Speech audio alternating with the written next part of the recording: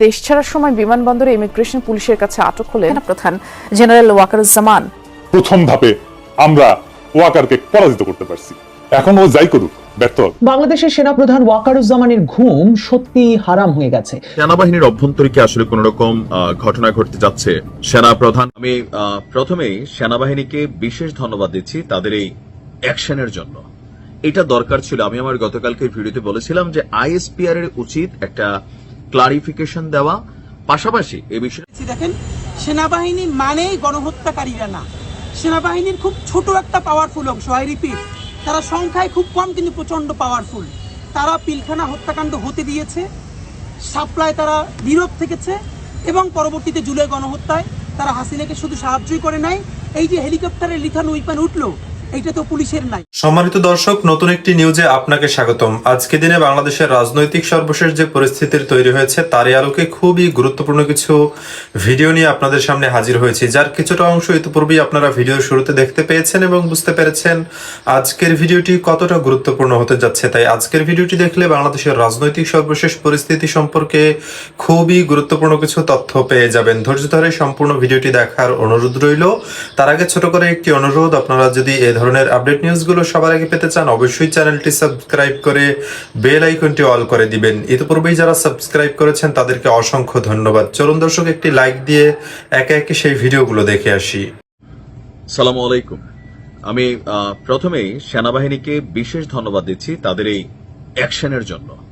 এটা দরকার ছিল। আমি আমার গতকালকে ভিডিওতে বলেছিলাম যে আইএসপিআর এর উচিত একটা ক্লারিফিকেশন দেওয়া, পাশাপাশি এই বিষয়টা নিয়ে আমাদের সেনাবাহিনীর পক্ষ থেকেও একটা বিবৃতি দরকার। কেননা যখন আপনি নীরব থাকবেন তখন আপনাকে নিয়ে নানান অপপ্রচার, গুজব বা ষড়যন্ত্রকারী যারা, তারা কিন্তু ষড়যন্ত্র করার সুযোগ পাবে।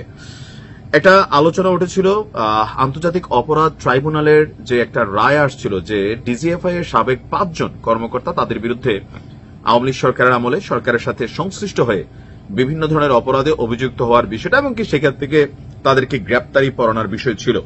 তো এই 5 জনের বাহিরেও আরো অনেকেই ছিল সাসপেক্টেড। আর এ নিয়ে যখন প্রকাশিত হলো বা নিউজ আসলো, তারপর এটা নিয়ে এক ধরনের নানান আলোচনা চললো যে সেনাপ্রধান বেঁকা বসছেন, তিনি তাদেরকে গ্রেপ্তার করতে দিবেন না। নানান গসিপ কিন্তু আমরা শুনতেছিলাম যে অনেকে দেশ থেকে পালাতেও সহযোগিতা করা হচ্ছে। এ নিয়ে কিন্তু একটা ন্যারেটিভ তৈরি হচ্ছিল। তো এর মাঝখানেই আজকে এই বিষয়টা নিয়ে সেনাবাহিনী তাদের মুখ খুলেছে। আশা করি এই বক্তব্য শোনার পরে বাকি যারা আছেন তারা শান্ত হয়ে যাবেন। আন্তর্জাতিক অপরাধ ট্রাইব্যুনালে মানবতা বিরোধী অপরাধের অভিযোগে জারি হওয়া গ্রেপ্তারি পরোয়ানার ভিত্তিতে চাকুরিতে থাকা 16 জন সেনা কর্মকর্তা যাদের বিরুদ্ধে অভিযোগ আছে, তাদের মধ্যে 15 জনকে বর্তমানে সেনা হেফাজতে নিয়ে নেওয়া হয়েছে। বাকি 1 জন কর্মকর্তা পলাতক বলে জানিয়েছে সেনা সদর। তো ওই কর্মকর্তা সম্পর্কে আমরা যতটুকু তথ্য পেয়েছি তিনি ভারত চলে গেছেন। তো এই যে এখন সেনাবাহিনী এবং আমাদের জেনারেল পিপল, এখানে কিন্তু একটা পার্থক্য আছে। সেনাবাহিনীতে যদি কেউ কোনো অন্যায় করে, অপরাধ করে, তার জন্য কিন্তু সেনা আইনে বিচার হয়। নর্মালি আমরা যেমন কোনো অপরাধ করলে পুলিশ, থানা, কোর্ট, বিষয়টা ওরকম না।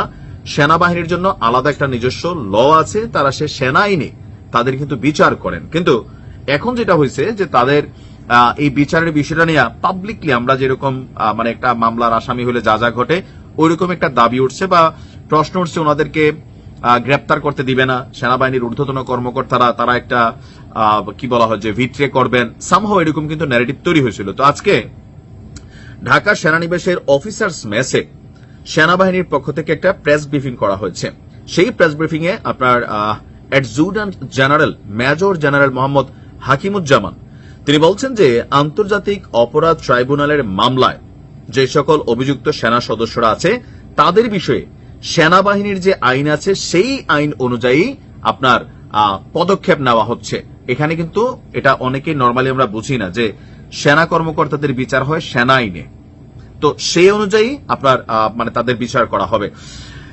গ্রেপ্তারি পরোয়ানাভুক্ত 25 জনের মধ্যে 9 জন হচ্ছেন অবসরপ্রাপ্ত, 1 জন এলপিআর এবং বাকি 15 জন চাকরিতে কর্মরত ছিল। সেনাবাহিনী এখনো আনুষ্ঠানিকভাবে তাদেরকে গ্রেপ্তারের পরোয়ানা না পেলেও সংবিধান স্বীকৃত সব আইনের প্রতি শ্রদ্ধাশীল আছে সেনা সদর।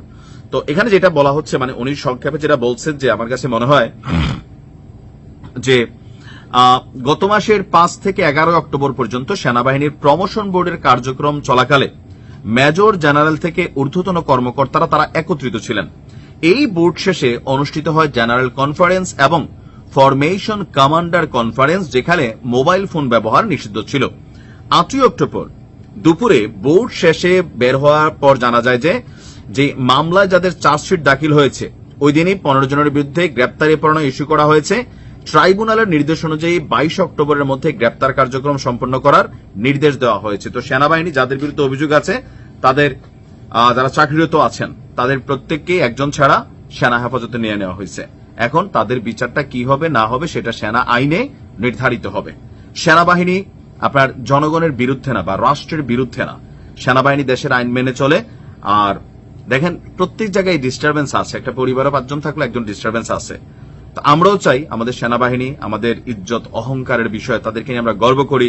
পুলিশ, বিডিআর, বিজিবি যাই আছে এগুলো আমাদের দেশের নিরাপত্তার জন্য, সার্বভৌমত্বের জন্য, আমাদের নিরাপত্তার জন্য। তো তাদের মধ্যে হয়তো 2-4-10 জন আমাদেরই পরিবারের সদস্য টাকার লোভে হোক, রাজনৈতিক চাপে হোক ট্র্যাকলেস হয়ে যায়। যারা ট্র্যাকলেস হবে তাদের বিচার হবে। আর এটার জন্য পুরো বাহিনীর বিরুদ্ধে কোন রকম অবস্থান তোলা অথবা নিরপরাধ কোন সেনা কর্মকর্তাকে ফাঁসাই দেওয়া, এটারও আমরা পক্ষে না। অন্তত এইসব ক্ষেত্রে ব্যক্তির অপরাধ, প্রতিষ্ঠানের না। আর যেহেতু সেনাবাহিনী আজকে একটা ক্লিয়ার একটা বক্তব্য দিছে, আশা করি যাদের চুলকানি ছিল থেমে যাবে। ভালো থাকুন।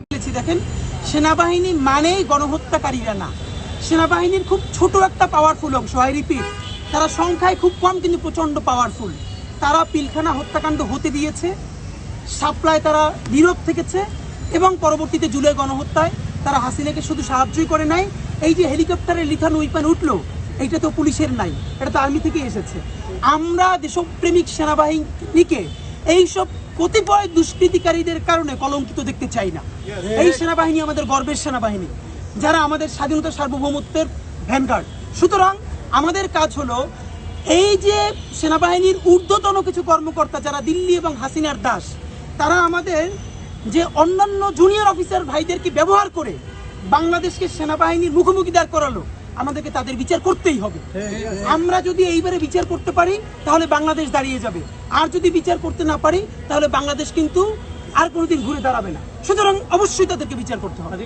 এই ভিডিওগুলো দেখছিলেন, এ সম্পর্কে আপনাদের মন্তব্য কমেন্টে লিখে পাঠাবেন। ভিডিও ভালো লাগলে চ্যানেলটি সাবস্ক্রাইব করতে ভুলবেন না। এবারের মতো এখানেই বিদায় নিচ্ছি, শীঘ্রই দেখা হবে নতুন কোনো ভিডিও নিয়ে। ততক্ষণ সকলে ভালো থাকুন, সুস্থ থাকুন।